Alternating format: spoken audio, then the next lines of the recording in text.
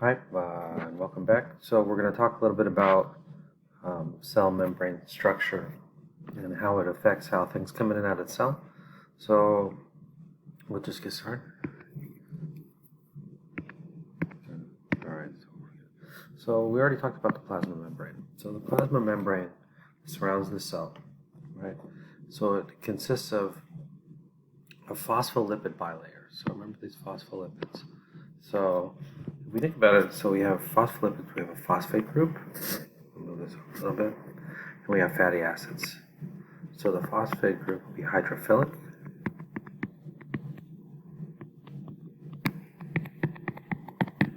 And the inside of the group will be hydrophobic.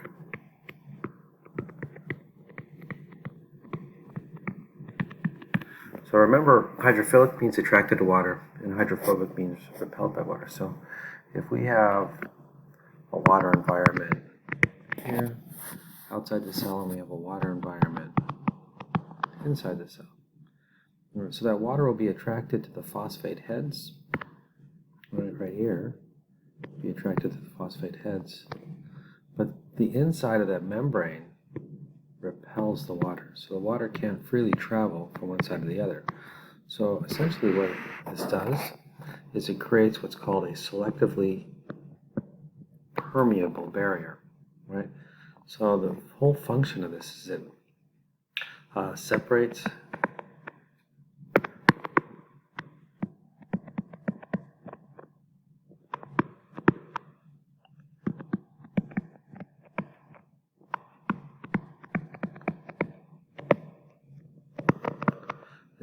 the external and the internal environments. Okay? So it keeps the outside of the cell out, the inside and now if we have another protein that's or another membrane that's close, right?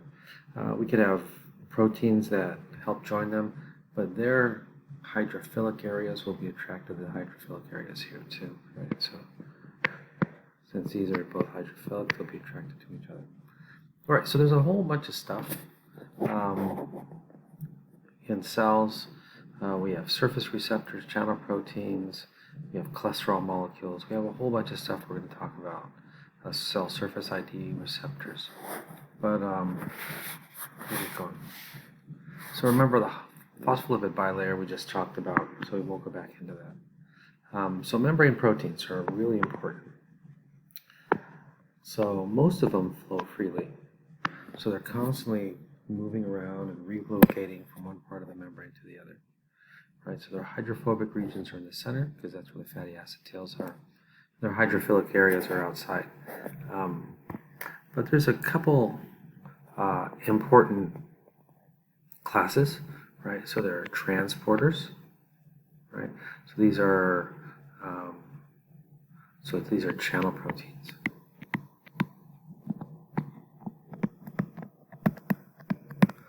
So these channel proteins allow movement.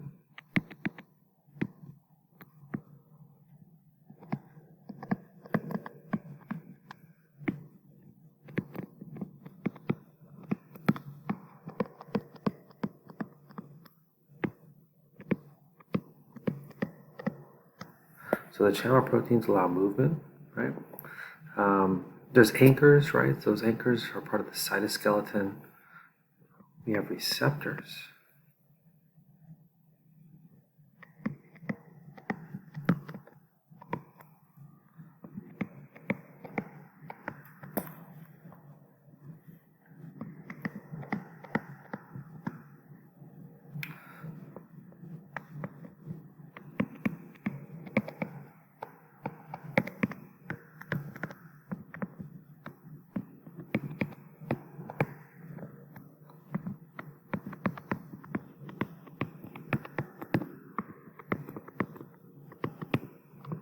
So they cause a change on the inside of the cell when a ligand's attacked. So a ligand, right? So this word right here, ligand, is a biological molecule. So it's like a substrate. Remember, a substrate was a reactant of an enzyme reaction. So a ligand is kind of the same thing, right? So if I had a small molecule and it attached to an enzyme, it would be a substrate. If I have that small molecule that attaches to a receptor, it's called a ligand.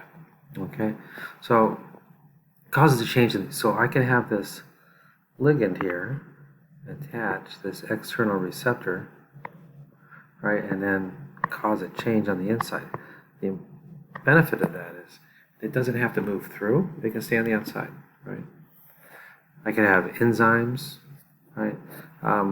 What's not listed here, which is super important, is I could have, like right here, glycoproteins.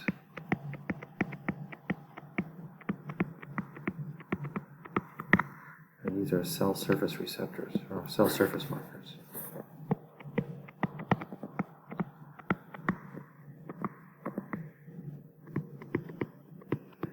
So something we'll talk about in biotechnology is like there's MHC cells, or what are called major histocompatibility complexes, and they allow your immune system to recognize your cells as your cells, right?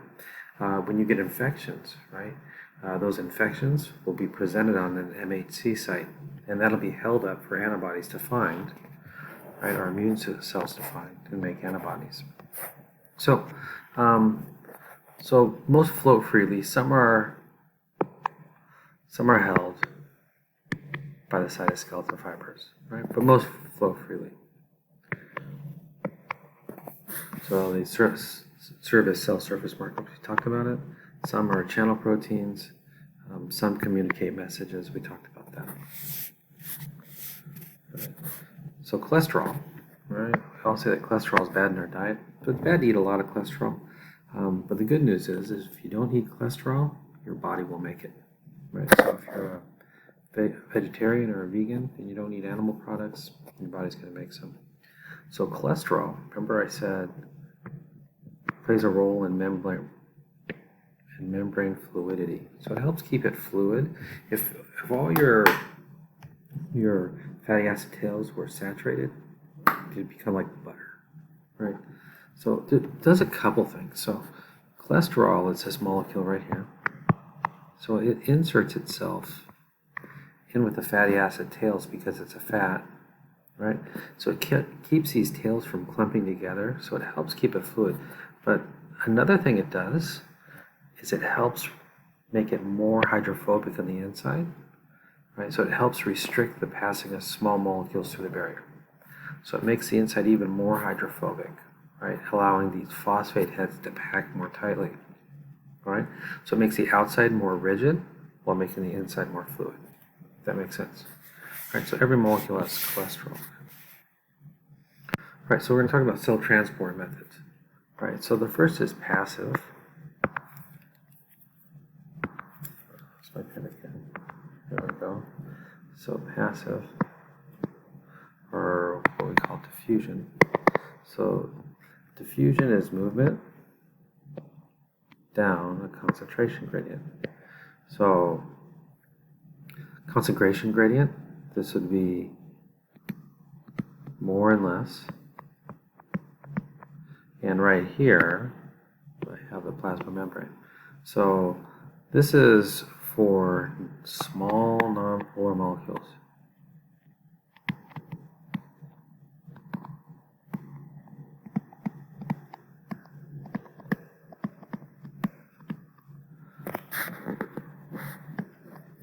So, like gases.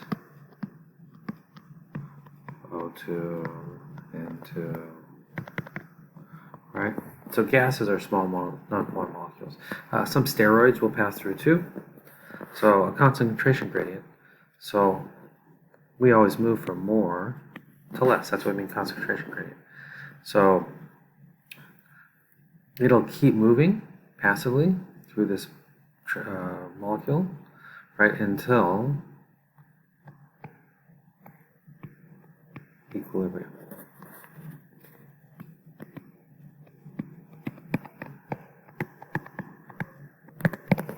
Right, so once equilibrium's reached, there's still movement, but for every molecule that moves this way, one has to move that way. So stay at equilibrium. Right? So here's some important things to know. It's always toward the area of least solute concentration. A solute is anything dissolved, right? Dissolved in a fluid is a solute. So it'll always move that way. and the diffusion occurs until equilibrium is reached. So that means equal solute on both sides. So if I counted these solute dots, it would be the same on both sides. Right, osmosis, right? So osmosis is simply diffusion of water. Remember, diffusion's it's a passive movement, right? Across a differentially permeable or semi-permeable membrane. So the plasma membrane is a differentially permeable. Now remember, water can't travel across, right?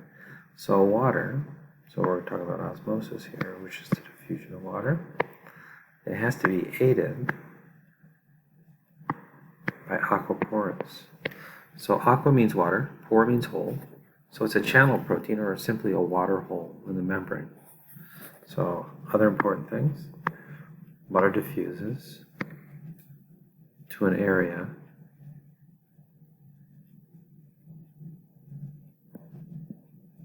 I think this is, so this is from an area of low water concentration to an area of high water concentration. So here's the way it works. So we can say that water follows salt.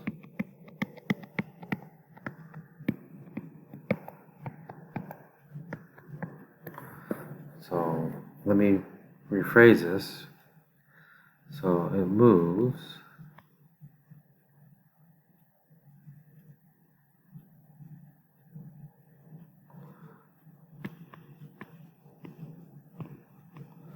from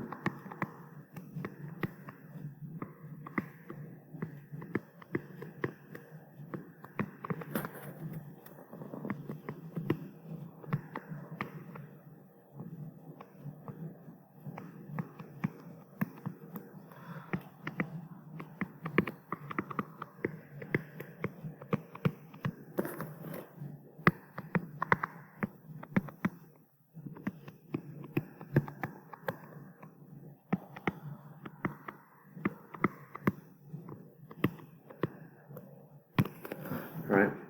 So that's why if you drink ocean water, right, that ocean water gets into your bowels, and ocean water is more salty than your cells, so the water will come from your body into your bowels, right, or into your intestines, right? And that's why you get dehydrated by drinking ocean water, because of ocean water, the water in your body will follow the salt or will be attracted to the salt that's dissolved in ocean water. Okay. All right, so I'm sorry about that error there in that slide. So if we think about it, so, oops, I don't want to move that. Move that back to where it was. There we go. All right. So if I have some jars, so let me draw some jars. So if I have a jar, right, I have 3 jars. Right, and in each of them I have water. So the solute concentration of the cell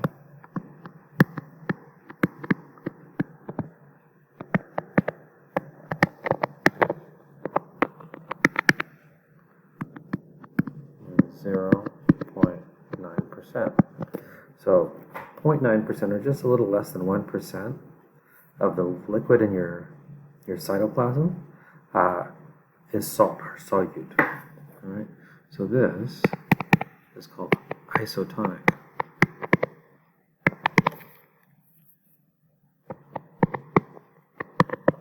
Iso meaning equal, tonic meaning salt, right?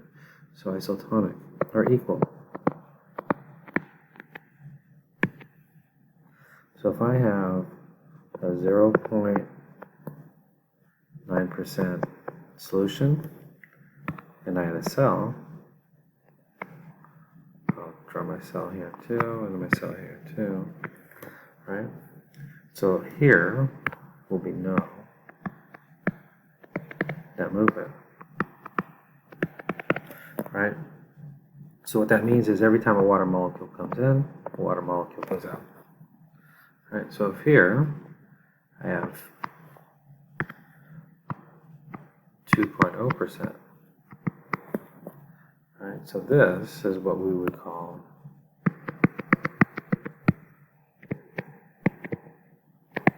hypertonic. Hyper means it has a salt level above the cell, right? Remember, water follows salt, right? So my movement of water will be out of my cell, right? So the cell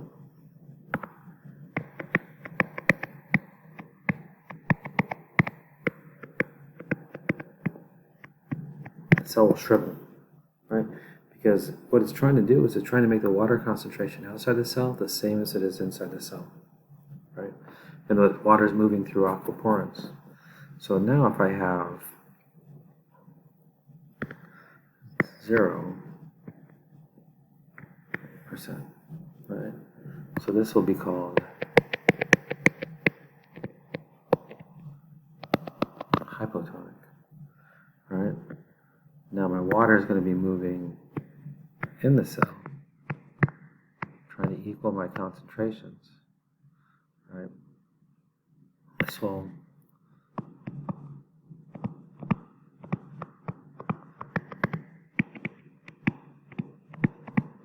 cause a cell to burst, and that's called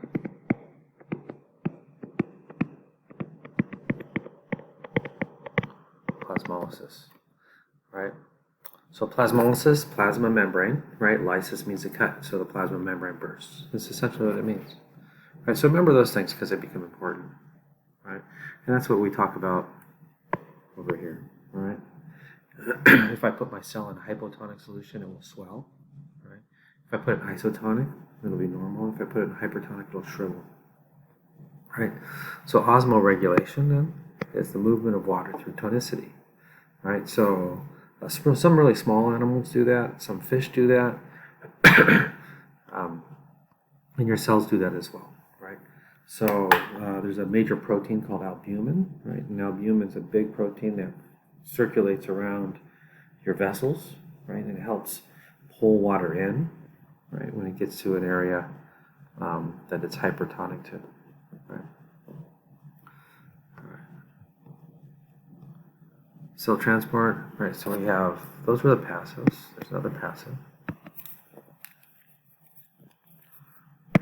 Let's see if I can get my pen back. There we go. So we have facilitated transport. So this is still diffusion, right? So it's still passive.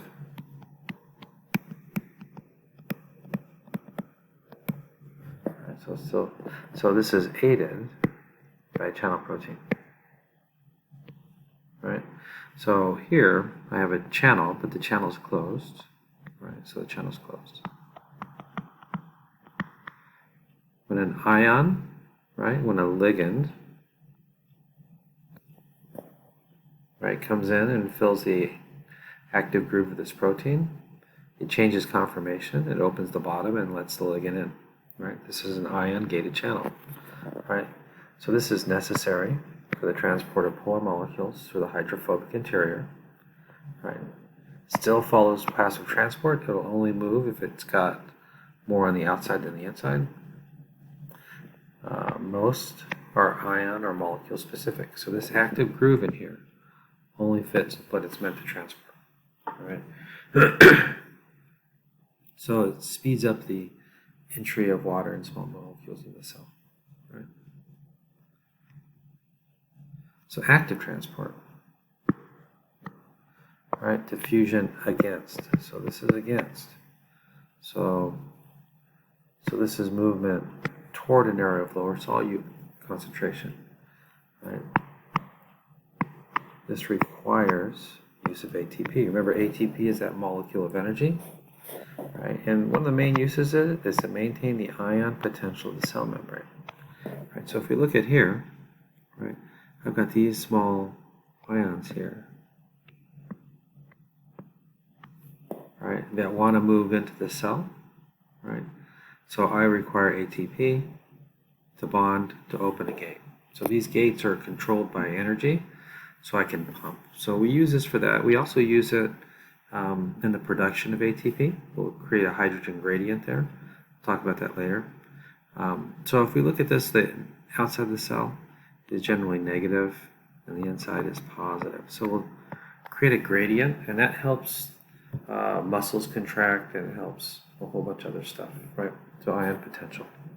So just know that active transport is against. And then we have some bulk transport. So bulk is large. So everything we've been talking about so far is small, right? So we have exocytosis, right? So exocytosis, exo means out. Exo is leaving.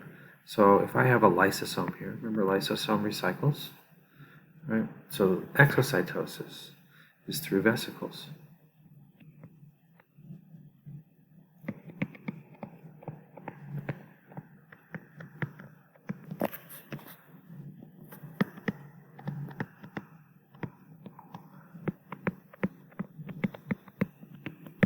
Right? And these are membrane pouches.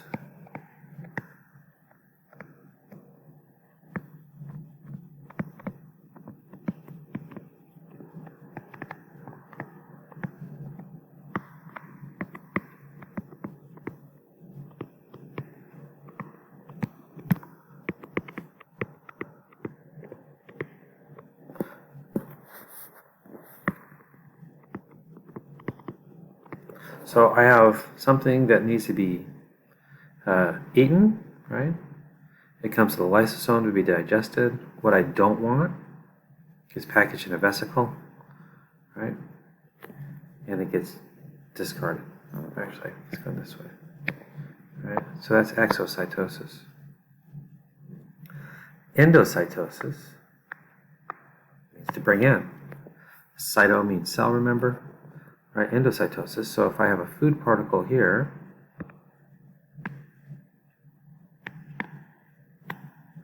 that'll be packaged in a vesicle, right? By bending of the plasma membrane. That vesicle goes to the lysosome, right? Keeps what we want, discards what we don't, right? So endocytosis is the opposite of exocytosis, right?